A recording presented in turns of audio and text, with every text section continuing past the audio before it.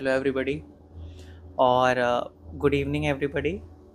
आज मैं और पापा एक काइंड ऑफ पॉडकास्ट करेंगे जिसमें ना हम थोड़ा सा पापा के मतलब जैसे कि टेक्नोलॉजी के बारे में बात करेंगे और बाइक्स और साइकिल और ये सब चीज़ों के बारे में बात करेंगे from the starting of life. बचपन से कि पापा को क्या क्या चीज़ें अच्छी लगती थी।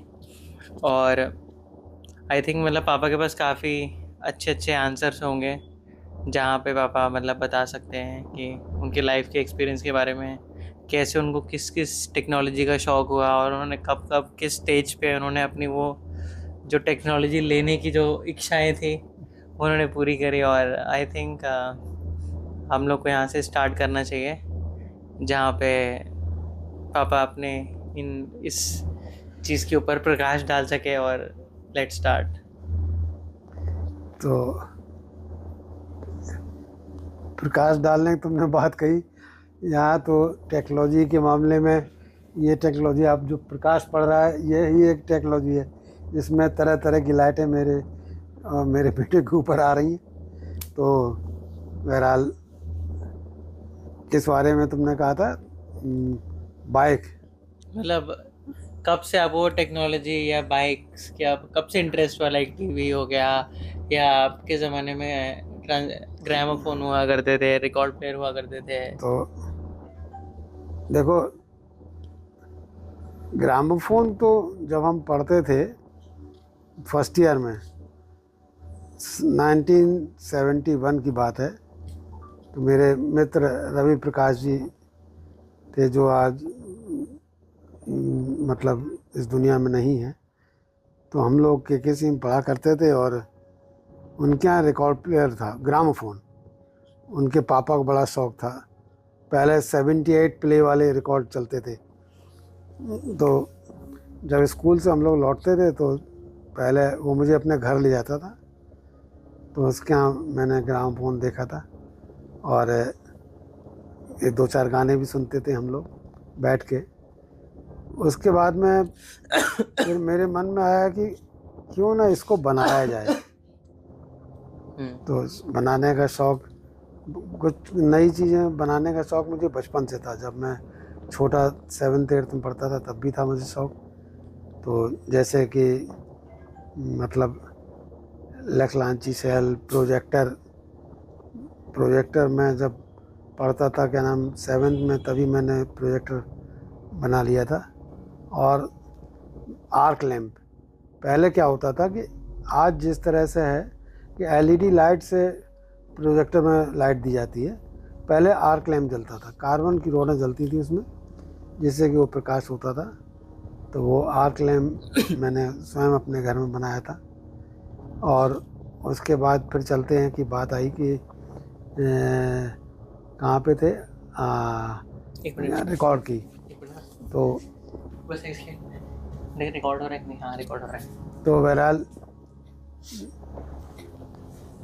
तो जब मैं पढ़ रहा था, हाँ, जब मैं डिप्लोमा कर रहा था उस समय पे मुझे क्यूरियोसिटी तो रहती थी। चीज़ें मेरे पास चीज़ें नहीं थी तो ये नहीं होता था मेरे पास ऐसा क्यों नहीं है। और किसी की चीज़ को देख के मेरा मन कभी ललचाता नहीं था। अब मेरे पास बाइक नहीं तो मैं किसी की बाइक चलाने लगूँ, या साइकिल नहीं तो साइकिल, तो ठीक है, लेकिन इस तरह का शौक़ नहीं था कि अगर नहीं है तो हम अपने दोस्त की बाइक चला रहे हैं, ये सब नहीं था। जब मेरे पास होगी तब चलाऊँगा, बस ये मेरा सिद्धांत रहता था। और किसी की चीज़ को देख के ईर्ष्या मेरे अंदर कभी नहीं होती थी। तो बहरहाल बात चल रही थी कि वो ग्रामोफोन की। तो मैं पॉलीटेक्निक में पढ़ रहा था, गवर्नमेंट पॉलीटेक्निक में। तो मुझे बड़ी करंट कैसी होती है, कि करंट का अनुभव कैसा होता है, ये जानने की बड़ी इच्छा रहती थी। और तो मुझे बिजली से डर नहीं लगता था। और ये बात है थोड़ा पहले की है, पॉलीटेक्निक से पहले की है, कि मैं इटावा गया हुआ था अपने घर। तो हमने सोचा कि लाओ करंट को महसूस करके देखते हैं कि लोग कहते हैं कि चिपक जाता है, झटका लगता है, और देखा जाए तो ये मेरी बेवकूफ़ी थी। और मैं समझ सकता हूँ जो भी लोग कुछ नई बातें सोचते होंगे या करते होंगे तो लोग पहले उन्हें बेवकूफ़ी समझते होंगे, लेकिन मैं वाकई में बेवकूफ़ था। मैंने कमरा बंद किया और जो प्लग में से 2 तार निकलते हैं उनको मैंने हाथ में पकड़ा और स्विच ऑन कर दिया। और जब मैंने ऑन, मतलब वो होल्डर था बल्ब का, उसमें मैंने हाथ डाल के स्विच ऑन कर दिया। तो हुआ क्या कि जब वो स्विच ऑन हुआ, बस मेरे वो चिपक गया और मैं बिल्कुल ऐसे ऐसे कर, और मुझे ये लगे कि ये क्या हो गया मुझे, और मेरे को समझ में ना आए, मैं झटकने की कोशिश करूं, कुछ करूं, मुझे बचना था बस, मैं ये समझता हूं। तो उस समय फाक से लाइट चली गई होगी, या हो सकता है कि करंट वो फेंक देती होगी कुछ देर बाद, जो भी रहा उस समय। उस समय मैं बहुत बड़ा नहीं था, उस समय मैं 7th 8th में पढ़ता था, तब की बात है ये। लेकिन जब उठे, जब मैं गिर गया, फिर मैंने, मतलब जब मैं गिरा हूँ तो मेरा दीवार से सर टकराया था, और दरवाज़ा खोला अपने कमरे का, बाहर निकले तो देखा क्या, तो बहुत दिनों तक हम उस अंगूठे को छुपाए रहे कि लोग उसको पूछें क्या हो गया क्या हो गया। बहरहाल वो भी एक घटना थी। फिर जब मैंने 9th और हाई स्कूल इटावा में आके किया, तो मुझे टेलीफोन का बड़ा वो था कि टेलीफोन घर में होते हैं लोगों के, तो मैंने टेलीफोन बनाया कैसे। और घर मेरा बहुत बड़ा इटावा में है, करीबन 15,000 स्क्वायर फीट में बना हुआ था। तो एक तरफ कच्चा घर था, एक तरफ पक्का था। तो उसमें एक घर से दूसरे घर की दूरी कम से कम 100 फीट तो रही होगी। तो मैंने तार, जो पतंग उड़ाने वाला डोर होती है, वो ख़रीदी, डब्बे बनाए 2, और जहाँ जहाँ भी मोड़ आते थे, जैसे दीवार का कॉर्नर आता है या जो भी आता है, वहाँ पे मैंने डब्बे बनाए। एक तार इधर से उसमें एंट्री की, दूसरा इधर से ऐसे निकला, जैसे कहीं झोल ना आए तार में और कहीं टच ना करे। वो होते होते एक मकान से दूसरे मकान तक मैं उसको ले गया। और फिर अब पता कैसे चलेगा कि हम फ़ोन करना चाहते हैं। मेरे यहाँ घर में वहाँ भैंस थी, भैंस के गले की घंटियाँ भी रखी हुई थी। तो मैंने 2 घंटियाँ, एक इस घर में टांगी, एक दूसरे घर में टांगी, और जिससे चारपाई भरी जाती थी वो वाली रस्सी थी, उस रस्सी से मैंने एक घर से दूसरे घर तक जोड़ दिया। तब सपोज़ जैसे अपने बाबा से मुझे कहना है खाना तैयार हो गया है, तो मैं पहले घंटी हिलाता था तो मेरे बाबा कमरे में बोलती थी, उन्हें मैंने बता दिया था। फिर वो चोंगा उठा लेते थे, हाँ मन्नू क्या बात है, तो मैं कहता बाबा खाना तैयार है, आ जाओ खाना खाने के लिए। और ये सही घटना है, कोई मजाक की बात नहीं है। मतलब आपने बेसिकली एक इंटरकॉम बनाया था हाँ अपने ज़माने में। हाँ। और आप कितने साल के रहे होंगे? उस समय मैं 9th में पढ़ता था। मतलब वही हाँ 13-14 साल के। हाँ। तो हाँ। उसके बाद अगर कभी इधर होते थे तो मैं, जैसे पक्के वाले मकान में होता था, तो चाचा मुझे कुछ कहना चाहते हैं तो चाचा उधर से पहले घंटी बजाते थे, फिर मैं उठा के लगा लेता, तो बोलते थे हाँ मन्नू का पिक्चर देखने चलोगे। और मुझे याद है उस समय हाई स्कूल के एग्ज़ाम चल रहे थे मेरे, मैं चलेंगे सही में और वो बीएससी फाइनल के एग्ज़ाम दे रहे थे, पिक्चर दे के आए, और मैं चलो चलते हैं। और हम और मेरी चाचा दोनों, अब पिक्चर का नाम तो याद नहीं कोई क्या था, और हम दोनों लोग पिक्चर देखने गए थे उस समय पे। बहरहाल ये तो थी टेलीफोन की बात। अब और आगे बढ़ते हैं, तो उस पर आते हैं जो मतलब ग्रामोफोन की बात। तो जब मैं पॉलिटेक्निक पढ़ रहा था तो मैं पहले बुक, उस समय टेलीफोन तो होते नहीं थे जो कि पता चले या टीवी में देख के क्या चीज़ कैसे बनती है। बस अगर मैंने किसी का रिकॉर्ड प्लेयर देखा तो मैं देखता क्या क्या चीज़ें उसमें लगी हुई हैं। और गणेशगंज में एक शॉप थी जहाँ उसके सामान सब मिलता था, लखनऊ में। तो मैं वहाँ से, और उसका ग्रामोफोन का सब सामान ले लेता था, और उसके बाद में उसका बॉक्स में खुद बनाता था, घर में बना बनाया बॉक्स नहीं लाता था। तो मुझे, चूँकि जब मैं डिप्लोमा कर रहा था उसमें कारपेंटरी शॉप भी थी, कारपेंटरी शॉप में बढ़ई के थोड़े काम क्लासेस होते उसमें शायद। तो मुझे थोड़ा बहुत, और थोड़ी बहुत ना भी शॉप होती तो जिसे जिस चीज़ की लगन है वो करना सीख ही लेता है। तो बहरहाल, तो मैं क्या लाता था, चाय कि मतलब बोर्ड वगैरह मैं बाज़ार से ख़रीद लाता था और उसको कट करके किस साइज़ का बनाना है, कैसे बनाना है, उसमें मैं ग्रामोफोन फिट कर देता था। और मैंने 1-2 ग्रामोफोन बनाए। फिर मैंने सोचा ये तो बड़ी चीज़ है। तो मेरे अहमदाबाद में जीजा जी रहते हैं, उषा दीदी होती। तो सबसे पहला ग्रामोफोन मेरे जीजा जी मेरे प्रोत्साहन को बढ़ाने के लिए, मतलब मुझे कोई बिजनेस नहीं करना था, लेकिन एक चीज़ बनाई तो वो ले गए थे मुझसे और मुझे उसके रुपए भी दिए थे उन्होंने। तो इस तरह से ग्रामोफोन की बात हो गई। अब और आगे बढ़ते हैं तो प्रोजेक्टर फिर मैंने बनाया था। प्रोजेक्टर जब मैं हाई स्कूल पढ़ रहा था तो मैंने बनाया था इटावा में। और उसकी थ्योरी तो मैं समझ चुका था कि अगर रील को एक स्पीड में खींचेंगे तो वो स्क्रीन पे चलती हुई नहीं दिखेगी। तो मैं इस तरह की एक वो बनाया, मतलब रोल, जिसमें कि एक बार टच करता था, फिल्म को थोड़ा खींचता था, फिर पूरा घूमता था, फिर टच करता था। जिस तरह से वो रील थोड़ी थोड़ी आगे बढ़ती थी। तो पर्दे के ऊपर जो है, और दफ्ती के डब्बे का प्रोजेक्टर था वो मेरा, और उसके अंदर एक बल्ब लगाते थे 100 वाट का। फिर उसके स्क्रीन पे देखते थे, आवाज़ तो होती नहीं थी, बस उस पर चलते हुए देखते, बड़ा मज़ा आता था भाई। फिर मैंने एक वैसा प्रोजेक्टर बाइस्कोप बनाया जिसमें लेंस लगाया, और धूप की कमी तो होती नहीं थी, तो मैं शीशा बाहर रख देता था और शीशे से कमरे में धूप आती थी, और जहाँ से धूप निकलती थी वहाँ वो प्रोजेक्टर लगा के, जिसमें केवल पिक्चर दिखाई आती थी।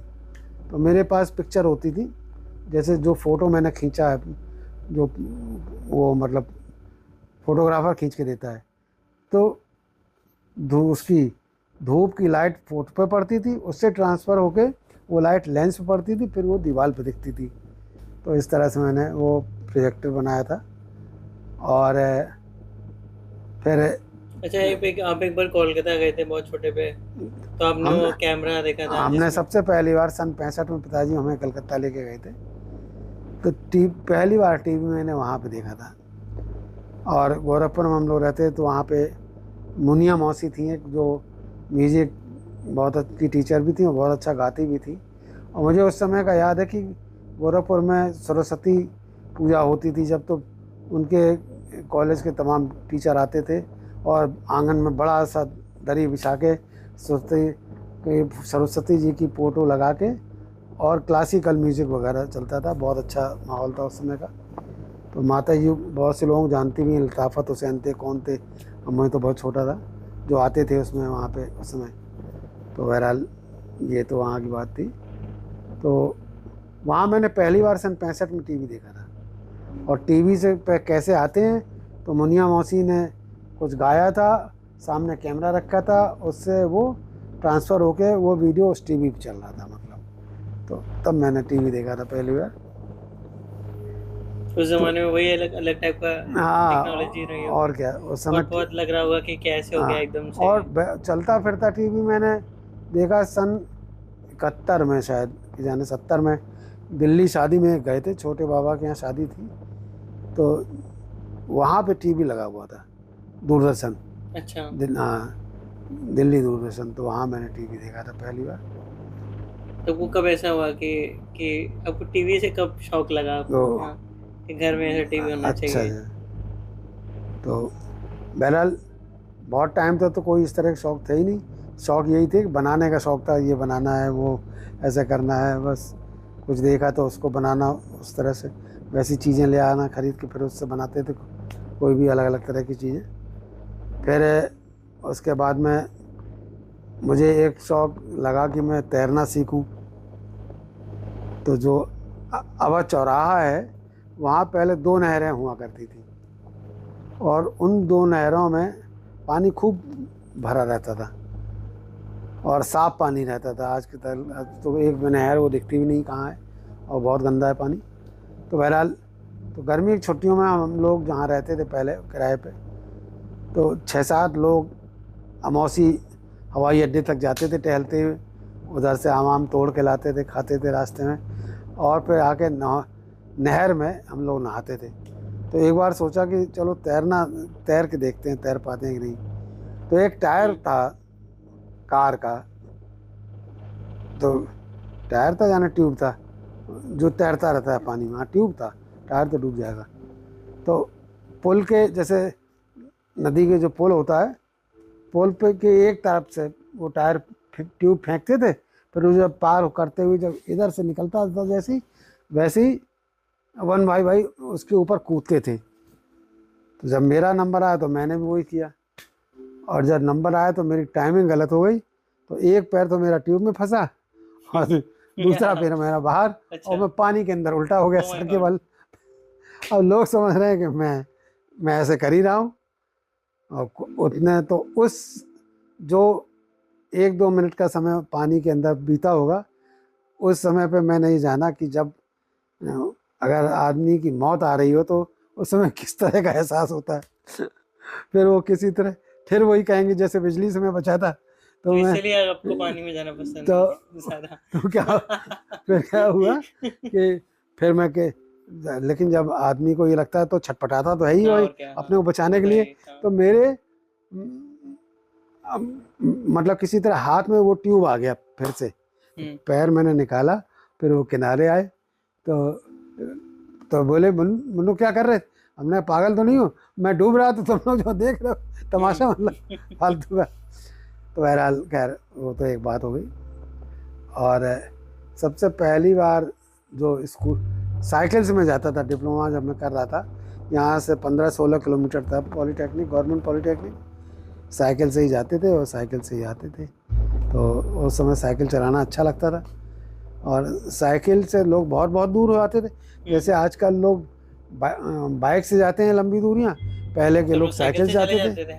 मेरे पिताजी, मैं ऐसे पिता का बेटा हूँ जो बहुत बहादुर था। मतलब पिताजी मेरे कि इटावा से बस छूट गई थी, तो साइकिल से इटावा से डीएवी कॉलेज में पढ़ रहे थे, कानपुर में 160 किलोमीटर। तो समझ लो कि साइकिल से गए थे, और रात के और साथ में हॉस्टल में खाना अपना खुद बनाते थे। तो गेहूं का आटा या जो भी था साइकिल के कैरियर में बांध के ले गए थे। तो कितनी पुरानी बात है, बहुत पुरानी, सन मेरे ख्याल से सन 50 या 51 की बात रही होगी है। तब तो सड़कें बहुत अच्छी नहीं होती थी। तो बहरहाल तो मन में मेरे इस तरह की चीज़ तो, और पिताजी मेरे इस मामले में बहुत बहादुर थे। पिताजी को मेरे निशानेबाजी का बहुत शौक़ था, तलवार चलाने का शौक़ था पिताजी को मेरे, और घोड़सवारी का शौक़ था, क्योंकि इटावा में मेरे यहाँ घोड़े भी थे, 2 घोड़े थे। तो पिताजी घोड़े पे बैठ के जाते थे शिकार करने के लिए, बाबा तुम्हारे, और जाते थे। और तीर कमान भी था अपने घर में, और तीर कमान से ही शिकार कर लेते थे, मतलब बहुत पुरानी बात है। तो और कई बार इस तरह का उन्हें धोखा हुआ, उन्होंने बंदूक चला के उसको मार दिया, उड़ते उसको मरला। तो पिताजी का निशाना इतना अच्छा था। तो बहरहाल बहुत पुरानी बातें हैं, और डरते तो पिताजी किसी से थे नहीं मेरे। और मतलब वैसे बहुत सीधे थे, किसी से बोलते भी नहीं थे, लेकिन अगर झगड़ने पे आ जाए तो गिरा के मारते भी थे। मतलब बाबा तुम्हारे इतने बहादुर थे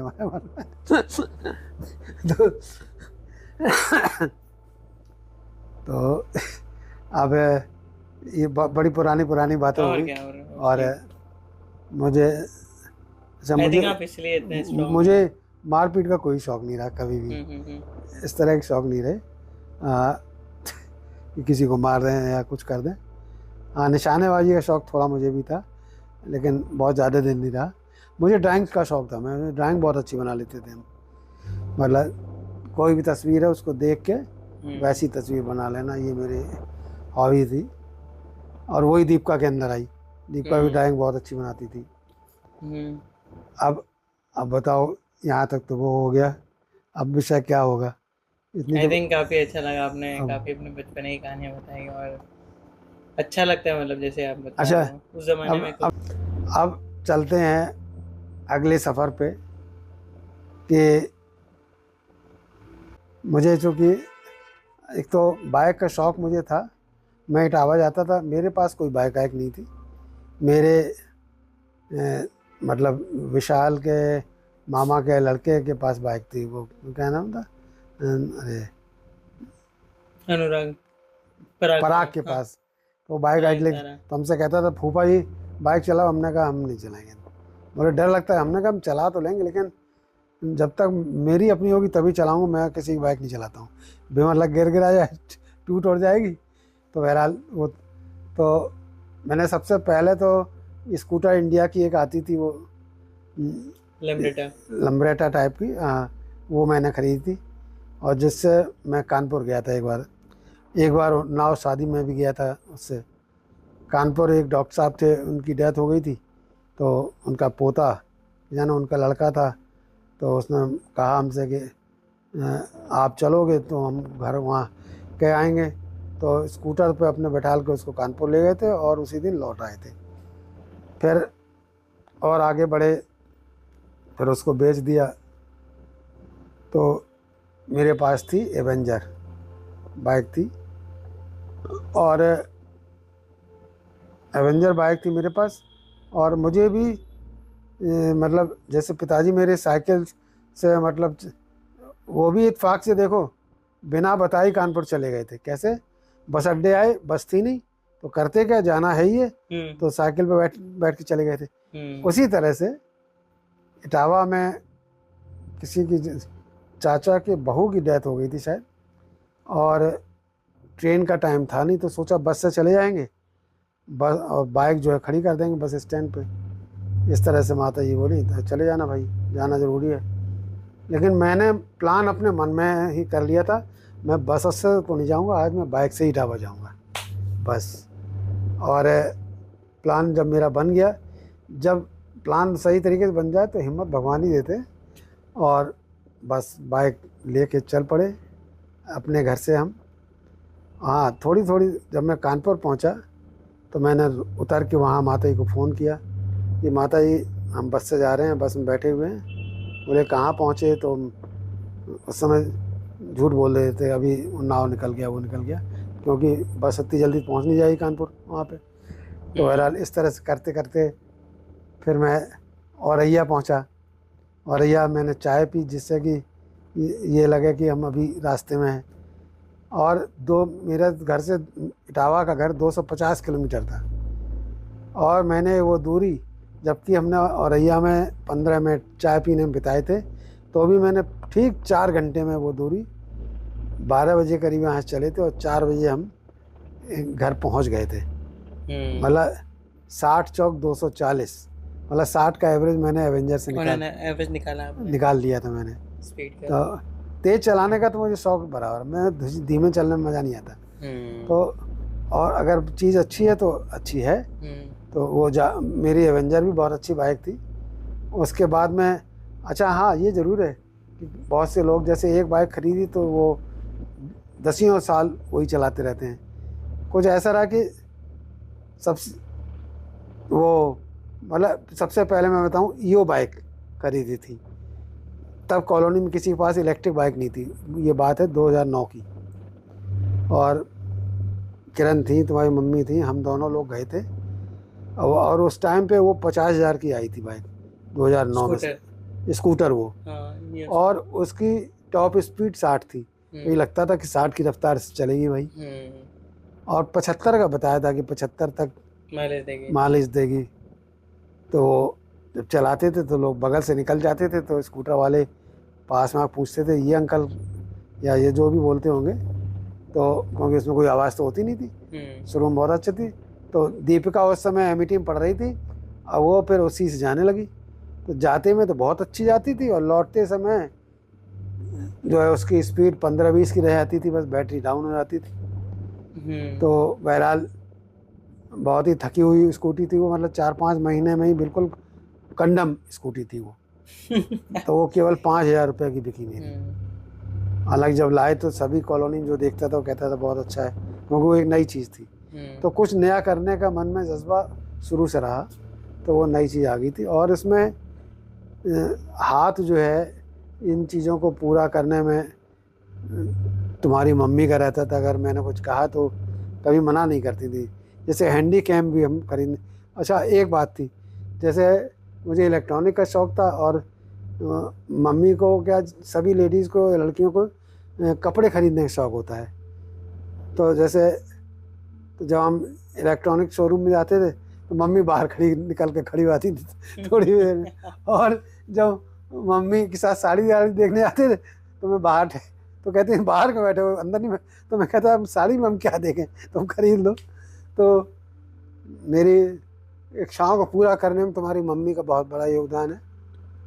तो उसके बाद हाँ, और मुझे याद आया कि हमने कौन सी खरीदी थी, स्कूटी, TVS की कोई स्कूटी खरीदी थी, 50 सीसी का आती थी वो। तो मुझे याद है कि कानपुर में मैच चल रहा था और हम और तुम्हारी मम्मी उसी स्कूटी से कानपुर गए थे मैच देखने के लिए, और टिकट लिया और लंका से मैच चल रहा था, वनडे मैच था, और टिकट लेके आवाज़ बाहर आ ही रही थी।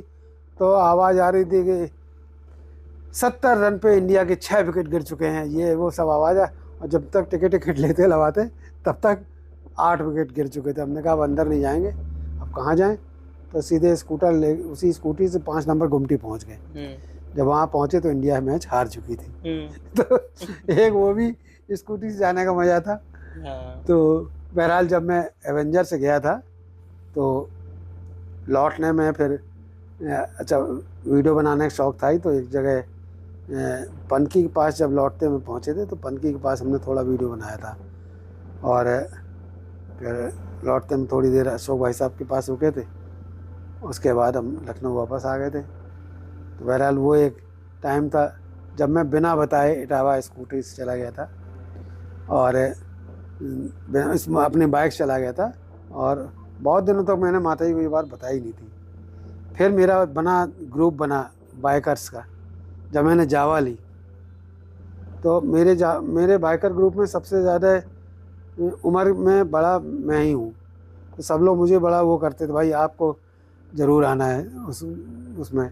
तो मैं अपनी बाइक लेके हमेशा इधर ज़रूर 4-5 महीने से डॉक्टर मंडल हमारे ग्रुप के, हम डॉक्टर मंडल और वो विवेक, तो ये हम लोगों का 3 लोगों का ग्रुप था, तीनों जाते थे। लेकिन इधर बहुत दिनों से कहीं जाना हुआ नहीं, कुछ कारण हो सकता है। वैसे कॉल आता था मेरे पास। तो बहरहाल तो जावा ग्रुप में हम जाते थे। जावा ग्रुप के साथ भी नीम सार तक करीब 15-16 लोग अपनी अपनी बाइक से गए थे। तो वहाँ तक घूम आए 2 बार जो है। एक बार मैं जावा से औरैया शादी अटेंड कराया, तब तो मैं घर में बता के गया था। तो मैंने माता जी से कहा देखो हम झूठ बोल के जाएंगे तो अच्छी बात नहीं, अब आप मुझे ये आशीर्वाद दो ठीक से जाना और ठीक से आना, क्योंकि करूँगा तो मैं अपने मन की, ये तो आप जानती हो। तो फिर यही हुआ, माता जी बोलने से जाओ लेकिन तेज़ मत चलाना। तो लेकिन वो तो माता जी से मैंने कह दिया नहीं चलाऊँगा, लेकिन हाँ तेज़ चलाना चाहिए, लेकिन उस समय अपने कभी होश नहीं गंवाना चाहिए। ज़बरदस्ती आगे निकलने के चक्कर में भीड़ है तो भी हम घुसे चले जा रहे हैं, सो मैंने कभी नहीं किया।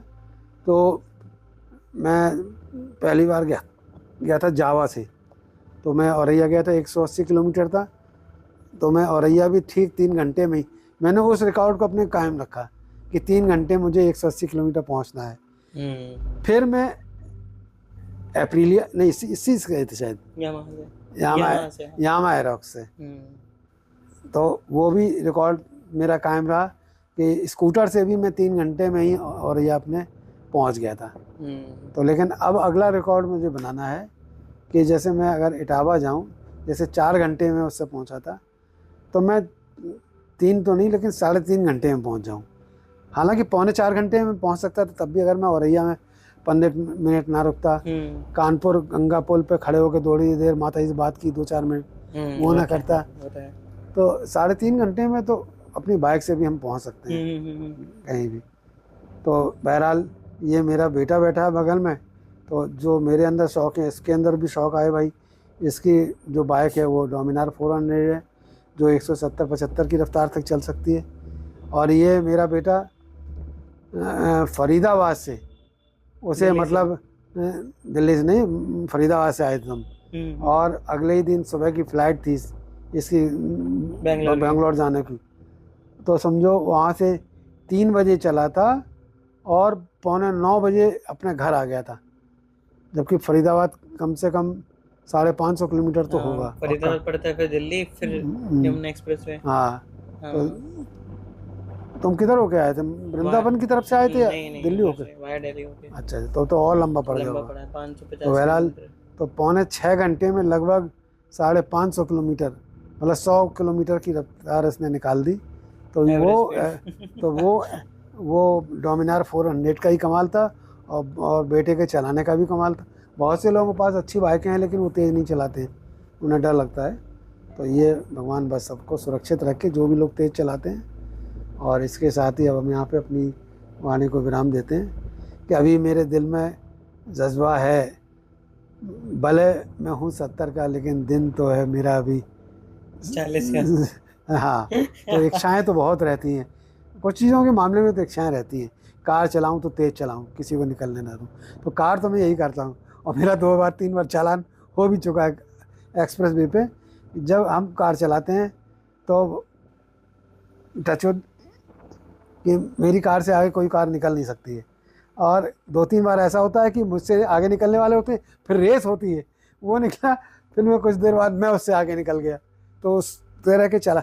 अच्छा, एक्सप्रेस भी इतना चौड़ा भी है कि अगर मतलब दिमाग को खोल के ड्राइविंग की जाए तो कहीं एक्सीडेंट के चांस नहीं रहते हैं, क्योंकि चौड़ाई इतनी ज़्यादा है कि हम अपने को कंट्रोल कर सकते हैं। और क्या। और सबसे अच्छी बात यह है कि जब से बाइक में, कारों में जो ये ABS सिस्टम आया ब्रेक के मामले में, तो ये ABS का कमाल है। वरना पहले भी लोग बाइक तेज चलाते थे, लेकिन तब तो डिस्क ब्रेक भी नहीं होते थे, ब्रेकिंग सिस्टम बहुत थका हुआ होता था। और मैंने अपनी आँख से एक एक्सीडेंट इटावा में देखा है, मैं पढ़ता था हाई स्कूल में।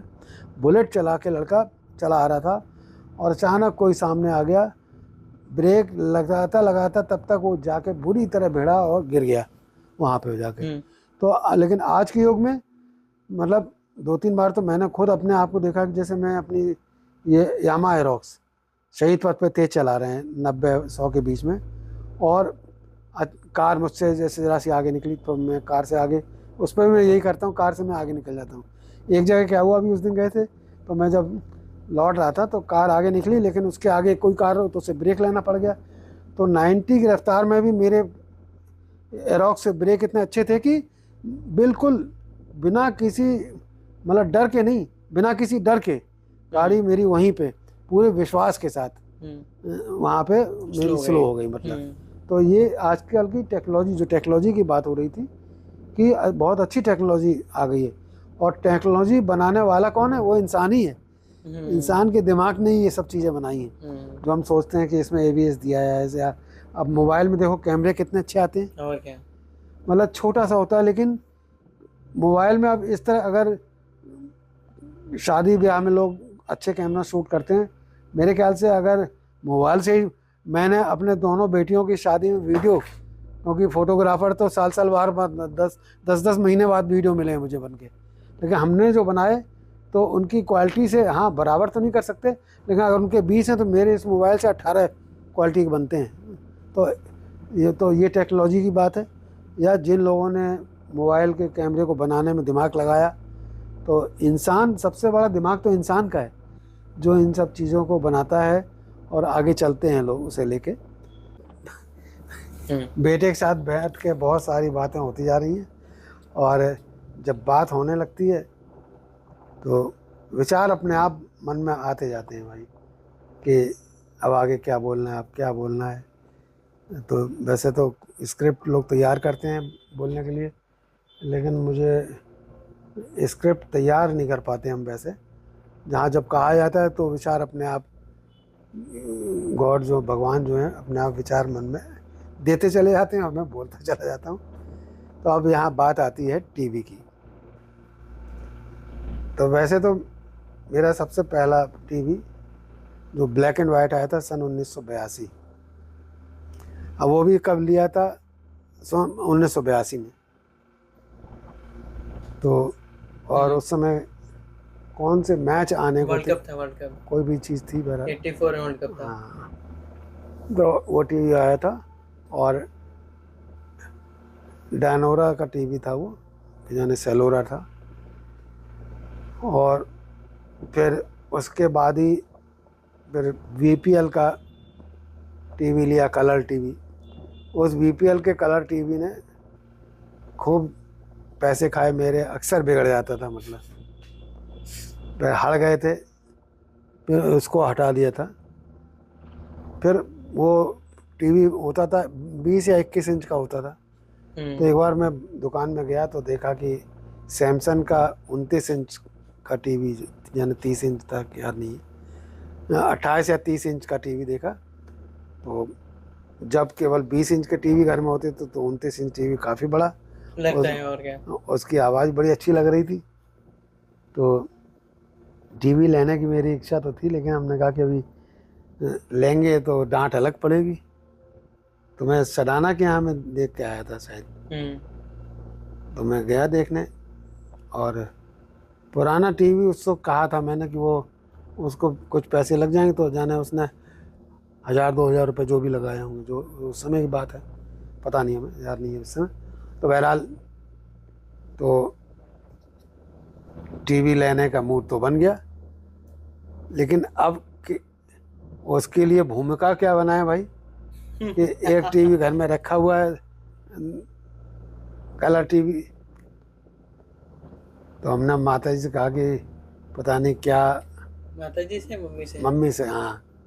हाँ, तो वो इनाम में टीवी निकला है, उसमें कुछ रुपए, 2000 रुपये बस देने पड़ेंगे और टीवी आ जाएगा। बहरहाल तो वो कह के मैं सैमसंग का 29 इंच का टीवी घर में लाया, और शायद इसी जगह फिट हुआ था, यहाँ पे साइड में। यहाँ ला के। फिर उसमें देखने में बड़ा अच्छा लगता था।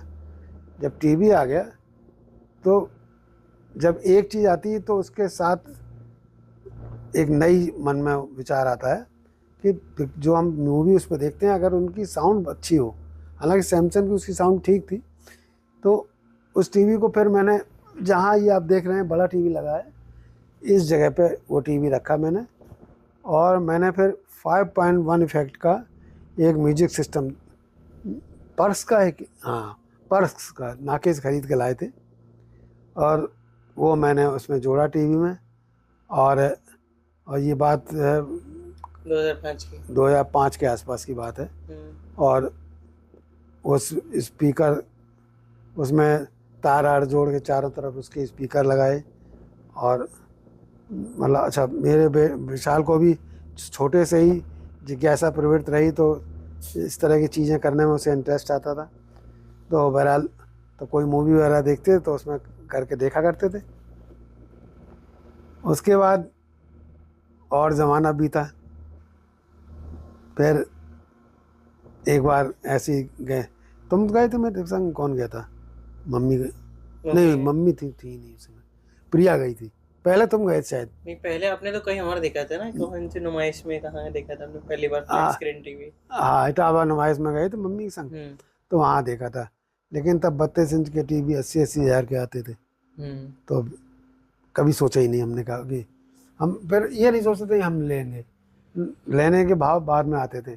मतलब उसके प्रति कोई ऐसी वो नहीं होती थी, जैसे कि बाइक नहीं थी तो हम सोचें कि बाइक होनी चाहिए मेरे पास, जब भगवान चाहेंगे तो होगी, तब हो जाएगी, जब होगी तो अच्छी ही होगी, और क्या। तो बस, तो इसी तरह से वो सब नहीं सोचते थे। तो पहले तो भगवान ने मुझे शौक़ तो दिए, और भगवान ने मेरे शौक़ पूरे भी किए। और शौक़, भगवान, ये तो भगवान की बड़ी कृपा है भाई, कि अगर हमने जो चाहा उन्होंने मुझे दिया। तो बहरहाल उस टीवी के बाद में फिर ये सोचा गया, 2016 की बात है, टीवी ऐसे देख रहे थे, तो वो रिलायंस में गए थे देखने के लिए।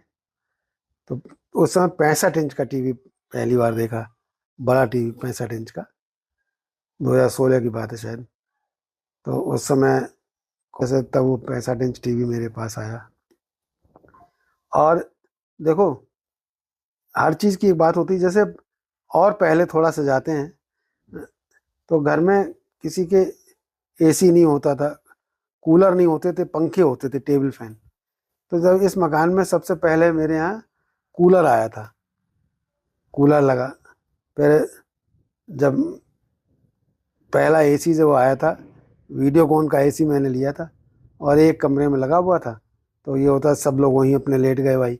और इतना थका हुआ वीडियोकॉन का एसी था कि वो ज़्यादा गर्मी हो तो ठंडा भी नहीं करता था। ठंडा भी नहीं करता था एकदम, तो कूलर बहरहाल से बेकार था हाँ, वो तो। कूलर से। तो ये कहते हैं ना कि आवश्यकता आविष्कार की जननी है। तो जब आवश्यकता महसूस होती है कि बच्चे बड़े हो गए, उनकी शादियाँ हो गई, सबको एक ही कमरे में तो सोते नहीं रहेंगे, तो इसलिए वे हर कमरे में वो सुविधा अगर दे सकते हैं तो दे देना चाहिए बच्चों के लिए भाई, इंसान को। तो बहरहाल अब काफ़ी देर हो गई है बोलते बोलते और मुंह भी थक चुका है। तो बहरहाल आज की बात यहीं पे ख़त्म करते हैं। अगर बात मेरी अच्छी लगी हो तो मेरे चैनल को भाई सब्सक्राइब भी कर दीजिएगा। और लोग सभी यूट्यूब पे लोग कहते हैं, मैं कहता नहीं हूँ, इसीलिए लगता है मुझे कोई सब्सक्राइब भी नहीं करता है। लेकिन मैं आज बोल रहा हूँ कि अगर मेरी बात अच्छी लगी हो